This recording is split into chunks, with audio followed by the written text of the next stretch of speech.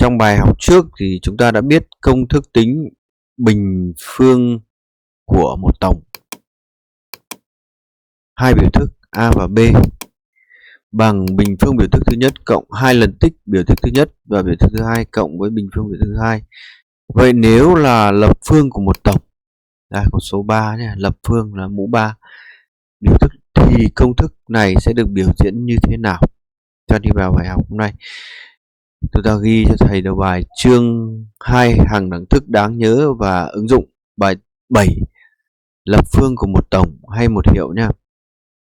Nội dung của bài học không dài nên ngắn thôi, chỉ có hai cái nội dung chính là lập phương của một tổng và lập phương của một hiệu và cái phần bài tập vận dụng thôi. Cho đi vào phần thứ nhất để lập phương của một tổng. Là lập phương của một tổng. Hoạt động 1. Với hai số bất kỳ A và B bất kỳ thực hiện phép tính A cộng B nhân A cộng B tất cả bình và rút ra liên hệ giữa A cộng B lập phương, mũ 3 lập phương và A lập phương cộng 3 lần tích A bình B cộng 3 lần tích AB bình và cộng B lập phương. Cái ở đây thì chúng ta cũng có liên quan vận dụng kiến thức nhân đa thức với đa thức, nhưng ở đây cái biểu thức này là có lũy thừa bậc 2, vậy thì ta sẽ vận dụng ngay cái kiến thức đã học ở bài trước là gì? Chúng ta sẽ ở đây có bình phương của một tổng, chúng ta có thể viết được thành gì nhỉ? Bình phương của một tổng, bình phương biểu thức thứ nhất cộng 2 lần AB cộng B bình. Thế thì ở đây ta sẽ nhân. Vậy A cộng B sau khi ta biến đổi trên cái A cộng B tất cả bình ta viết thành A bình cộng 2AB cộng với B bình. Quá trình này đã hạ cái bậc của cái biểu thức, nó mất mũ 2 đây. Đây, cả cái ngoặc này mũ 2 bây giờ không còn mũ nữa rồi. Bây giờ ta chỉ việc nhân đa thức với đa thức vào để được kết quả rồi. Ta nhân lần lượt đa thức từng hạng từ đa thức thứ nhất. Đó. Và ta nhân này, A nhân A bình là A mũ 3, chưa? A nhân 2AB là 2 A bình B.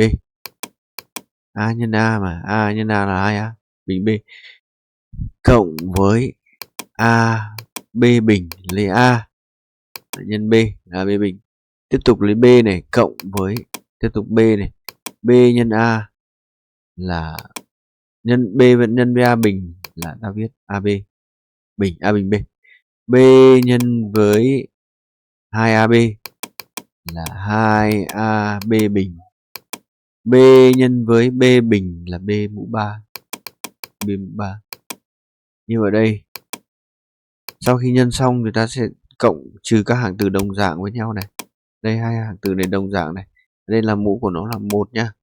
Hạng từ đồng dạng cộng hệ số thôi thì ta sẽ được là A lập phương cộng với đây 2A bình B cộng với 1A bình B là 3A bình B. Được. Cộng hai hạng từ đồng dạng này, AB bình với lại 2AB bình là hai hạng từ đồng dạng cùng có biến là AB bình, có hệ số ở đây là 1 nhá. Vậy thì nó cũng bằng 3AB bình phương và kết quả có cuối cùng cộng thêm B lập phương nữa. Đây là kết quả nhân A cộng B nhân A cộng B tất cả bình. Bây giờ so sánh như thế nào ở đây?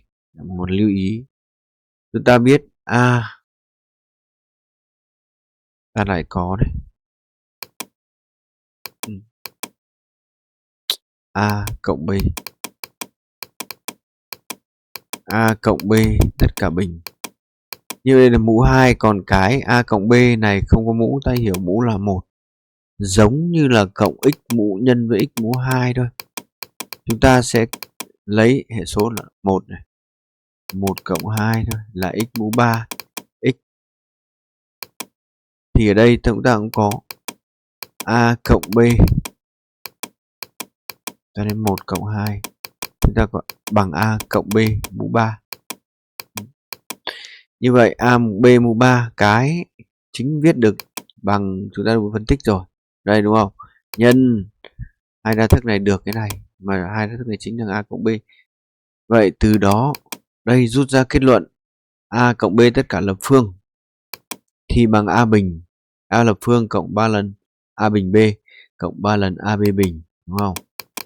3 lần a bình b cộng với 3 lần ab bình và cộng với b lập phương. Và chúng ta giải quyết được cái phần này nha. Vậy viết lại chính xác một lần nữa. Ta có như vậy a cộng b lập phương, tất cả lập phương chứ, bằng a lập phương cộng 2 lần ab. Đây chính là một hàng đẳng thức. Và phân tích sâu bản chất hàng đẳng thức này một chút. Hàng thức lập phương nó khác với bình phương của một tổng.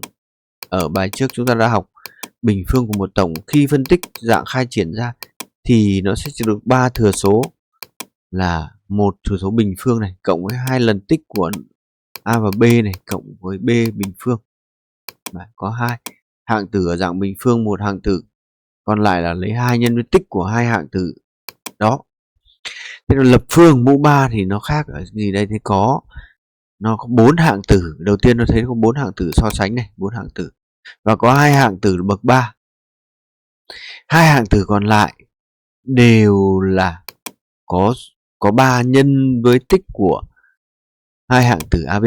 Nhưng nó khác ở đây là hạng tử thứ nhất nó có A bình, hạng tử thứ hai có B bình.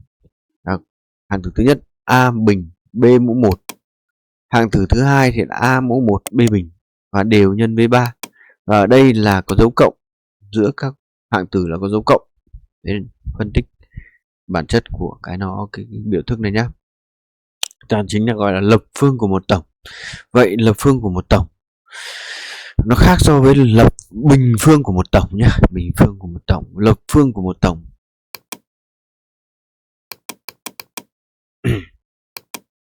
Hay bị mất rồi. Bình phương của một tổng, chú ý bình phương của một tổng. Đấy.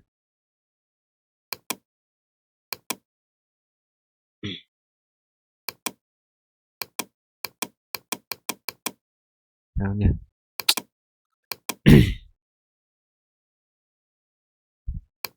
Bình phương của một tổng, hai biểu thức a và b bình, hoặc a bình phương cộng 2ab cộng với b bình phương.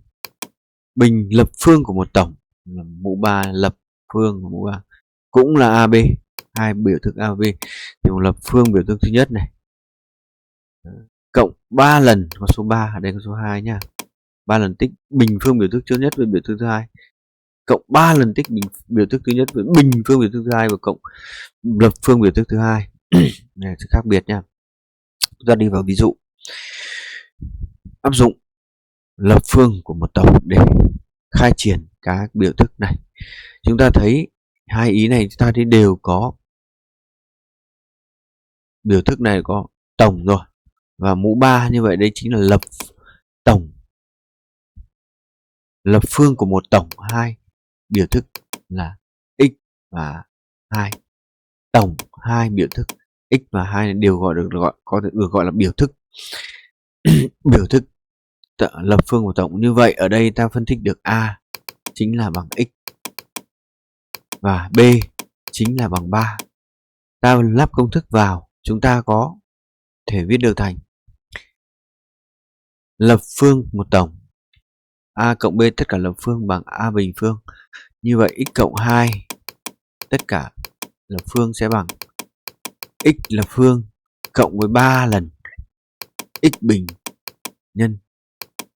nhân 2 cộng với 3 lần tiếp là a b bình, a là x, b là 2, vậy là 2 bình cộng với b lập phương, b chính là 2, vậy là 2 mũ 3.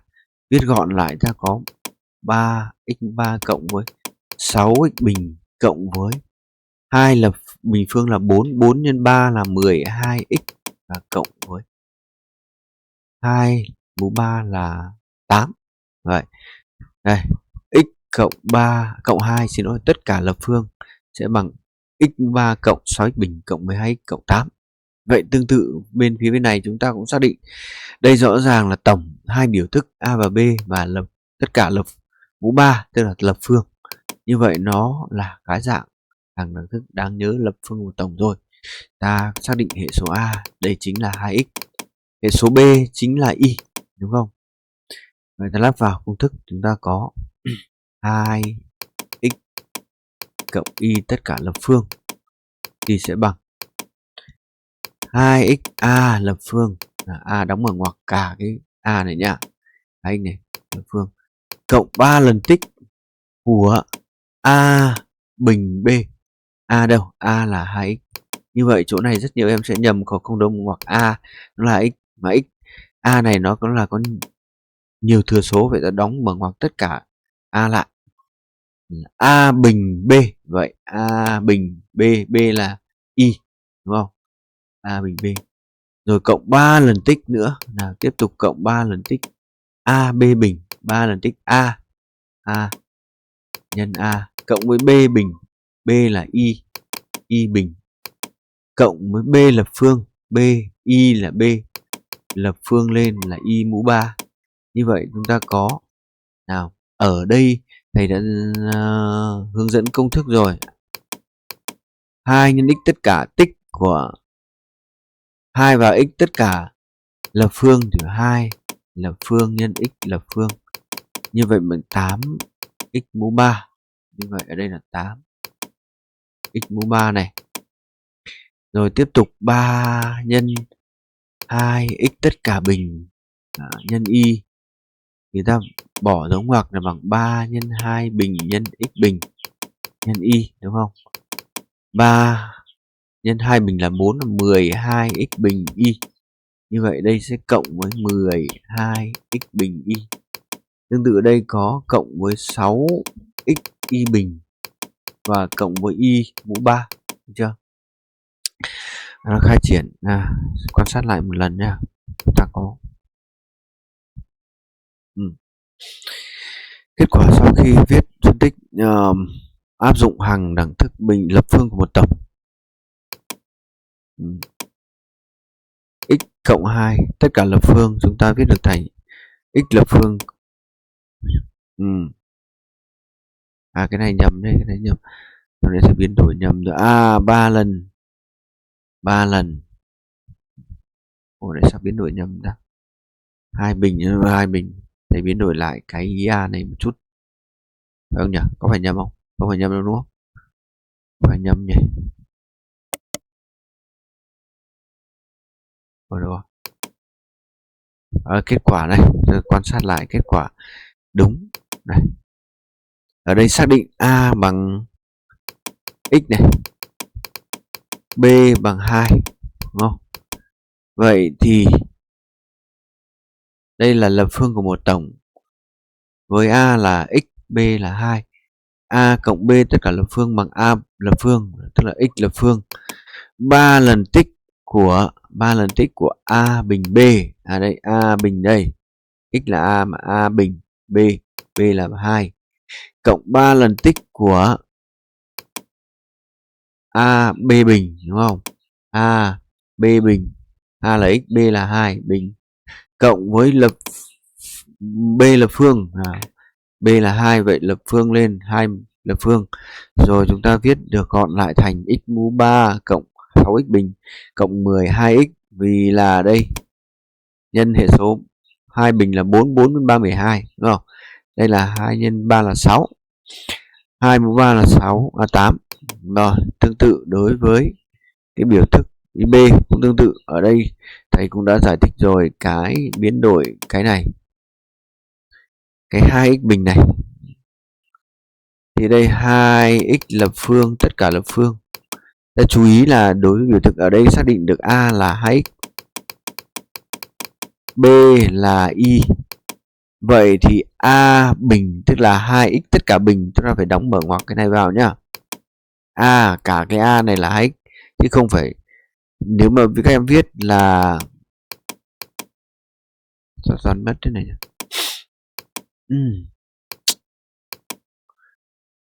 Các em viết nếu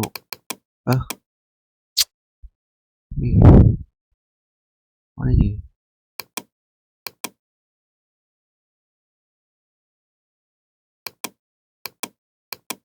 mà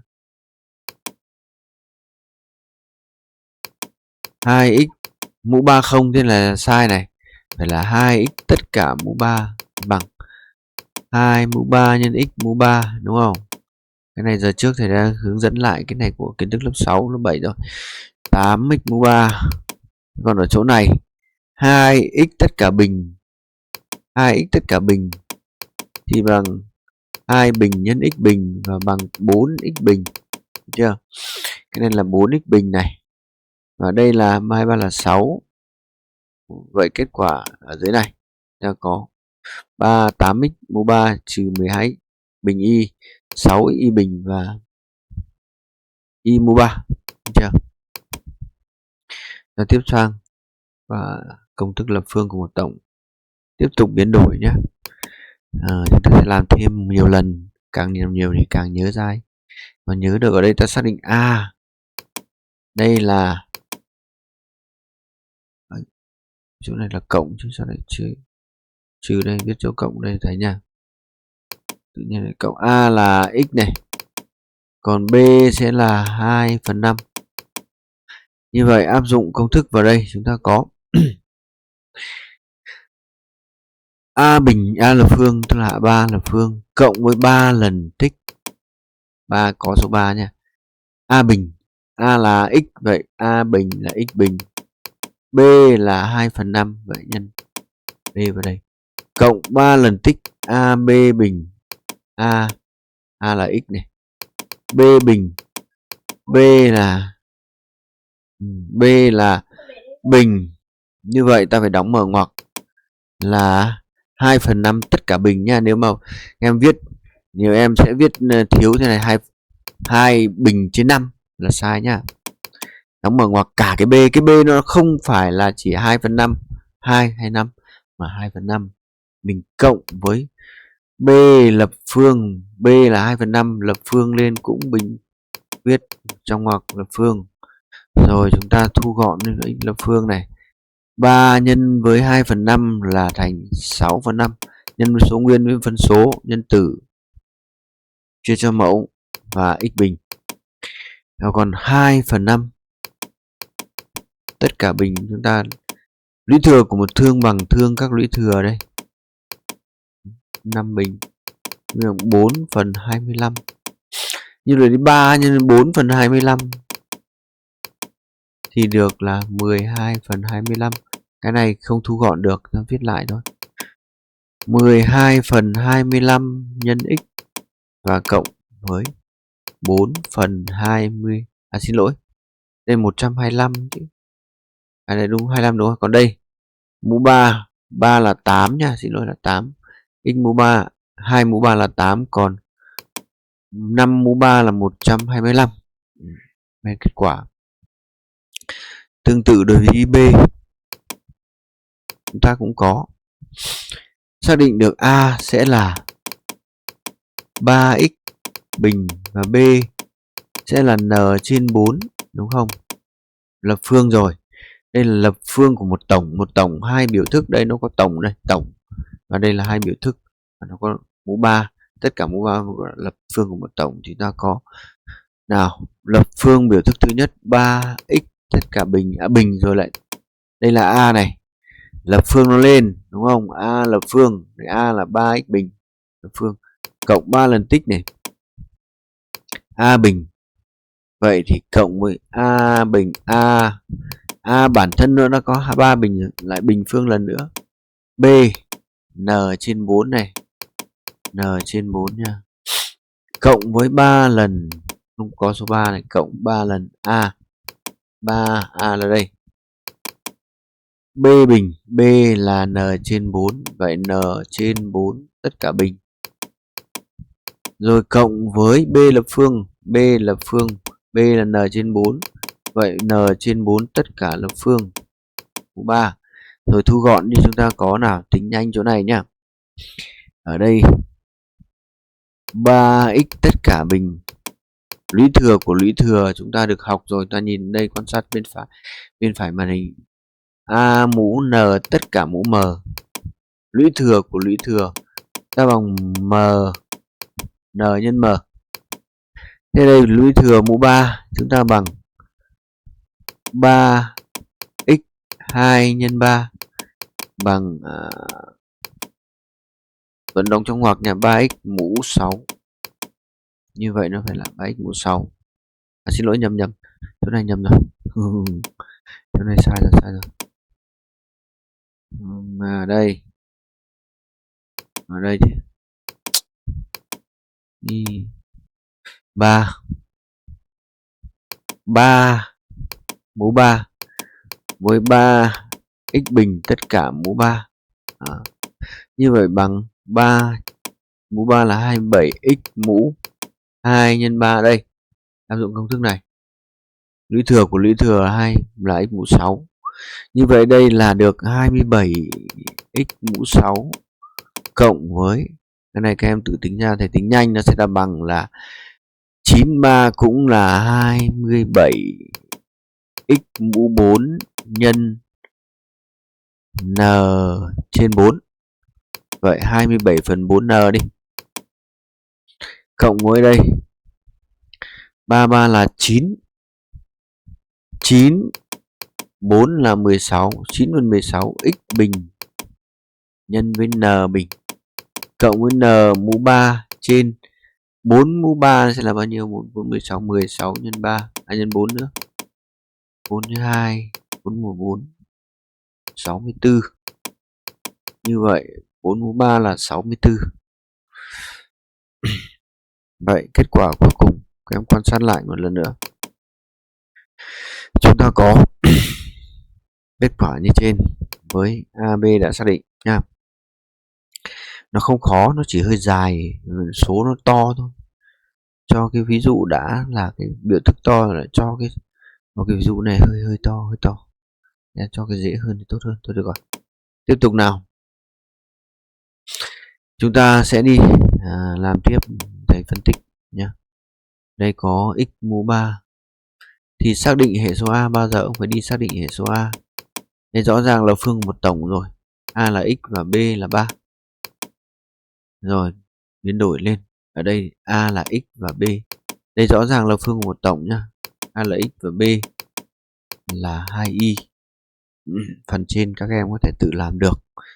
Cái phần dưới thì từ cái câu B nó chính là cái câu B này. Một phần cái kết quả câu B trừ đi một cái lượng là 8x mũ 3 trừ y lập phương. Các em quan sát cách làm. Khai triển đối với AB, yeah.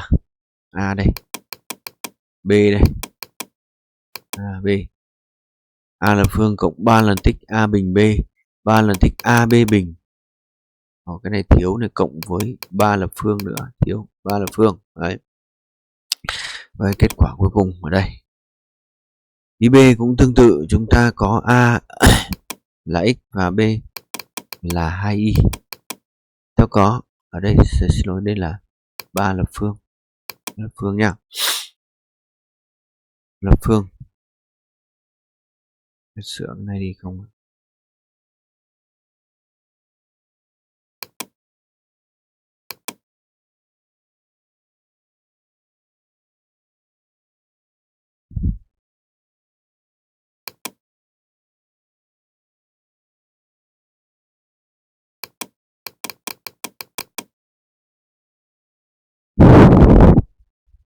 A lập phương 3 lần tích A bình B, 3 lần tích A B bình và 3 B lập phương.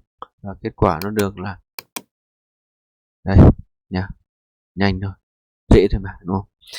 Nên lập phương của một tổng này. Bây giờ tiếp tục ý B nha, trừ đi một cái lượng. Ý B chúng ta đã phân tích được rồi. Ở đây này lần lượt xác định được hệ số A.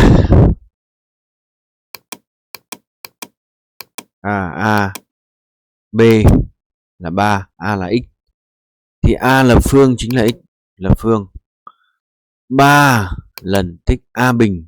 A là x thì A bình B. 3 lần tích A B bình. B là 3 mà. B là phương. Rồi thu gọn lại chúng ta có x mũ 3 trừ 9x bình và cộng 27x trừ 27. Tương tự đối với B. Chúng ta xác định A là x và B là 2y. Đúng không nào? A là x thì B là 2y. A là phương là 3, x là phương. 3 lần tích A bình B. 3 lần tích A B bình đây, B là 2x. Nó có nhiều thừa số hơn một thừa số phải đóng bằng ngoặc. Tất cả 2x này. Nhiều thừa số đóng bằng ngoặc. Cộng với B là phương là 2y, tất cả là phương. Và kết quả cuối cùng đây, 3x mũ 3 cộng 6x b bình 6 cộng 12x y bình và cộng 8 y bình phương. Giờ trừ đi một cái lượng là 8. Nào, bây giờ phải trừ nhá. Đã phân tích được cái A này nhá, chúng ta phân tích đây. Đây, được. Rồi bây giờ trừ đi. Trừ 8 x mũ 3 trừ y là phương. Thì ta chỉ nhóm mà thôi, ta có các hạng tử đồng dạng là 8x mũ 3 và âm 8x mũ 3 là hai hạng tử đồng dạng cùng biến x mũ 3. Hạng tử đồng dạng thứ hai là y lập phương và âm y lập phương. Những cái hệ số không biết hệ số, ta hiểu hệ số đây là có dấu cộng đằng trước là hệ số là dương 1, có dấu trừ đằng trước hệ số nó sẽ là âm 1, đúng không? Có cái hai ở đây là cộng, xin lỗi thiếu dấu cộng này, đoán nhầm, cộng. Thì đây chúng ta thấy hệ số 8 và âm 8 là hai số đối nhau, thì khi cộng hệ số, cộng hai hạng tử đồng dạng là cộng, trừ hệ số hai hạng tử đồng dạng thì cộng. 8 cộng âm 8 bằng 0, đúng không? 0.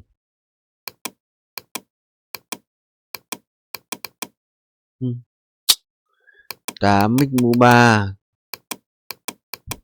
3 là 8 trừ đi âm 8 mũ 3 là 0 mũ 3.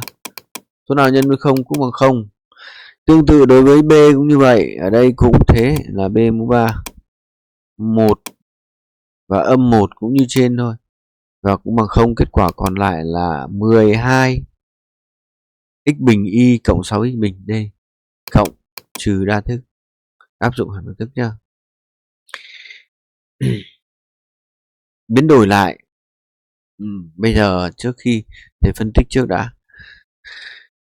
Ở đây người ta cho đa thức mà yêu cầu viết dưới dạng lập phương của một tổng. Lập phương của một tổng.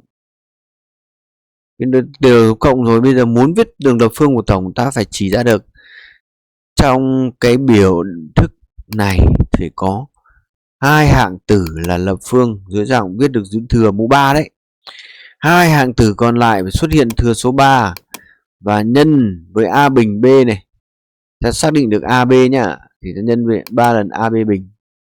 Thế bây giờ từ cái biểu thức này ta biến đổi để làm xuất hiện hai cái hạng tử có bậc 3 không, nếu có thì mới có thể đưa về lập phương của tổng, nếu không có thì ta không đưa, thế thôi nhá.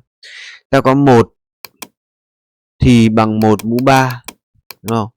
Viết thành 1 3 như vậy ta xác định được A lập phương là bằng 3 này. Phương 3. Vậy thì A ở đây chia bằng 1, xác định được 1. Ở đây 8 x mũ 3 này, cái biểu thức này nhá. Chúng ta có thể viết thành 2x mũ 3 2x mũ 3 nhân mũ 3 và viết rồi là 2x tất cả mũ 3. Như vậy xác định được B lập phương. Từ đó đi xác định được B chính là 2x. Bỏ số mũ đi thôi, nó chính là B. B mũ 3 lên thì nó là B lập phương. Bỏ mũ 3 lên là B.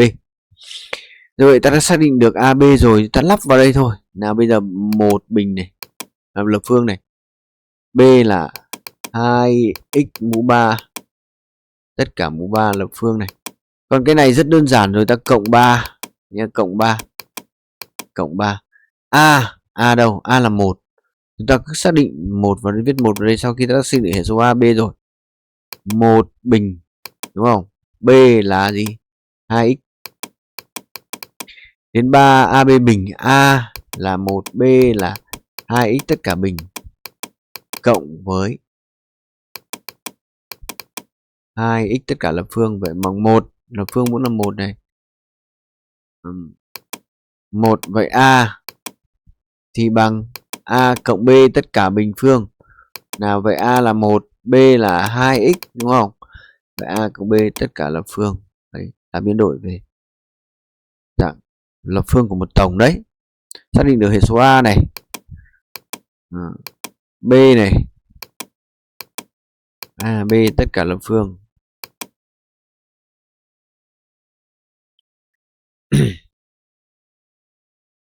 Màu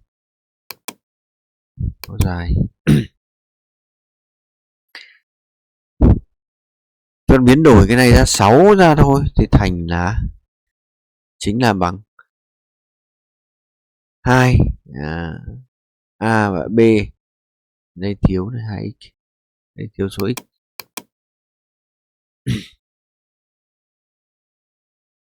Mà để cái biến đổi 6 này ra để thành 3 như thế này, biến đổi như thế này, 12x bình ở trên này biến đổi thành 3 này thì nó thấy là nó các em có biến đổi nó hơi khó, vì cứ làm theo cách của thầy hướng dẫn là xác định được A bình thì xác định được A, xác định được B bình thì xác định được B, rồi ta viết A cộng B tất cả lập phương thôi. Ví dụ như trên xác định được A là 1B là 2x thì chúng ta chỉ cần viết lại là 2x 1 cộng 2 tất cả lập phương.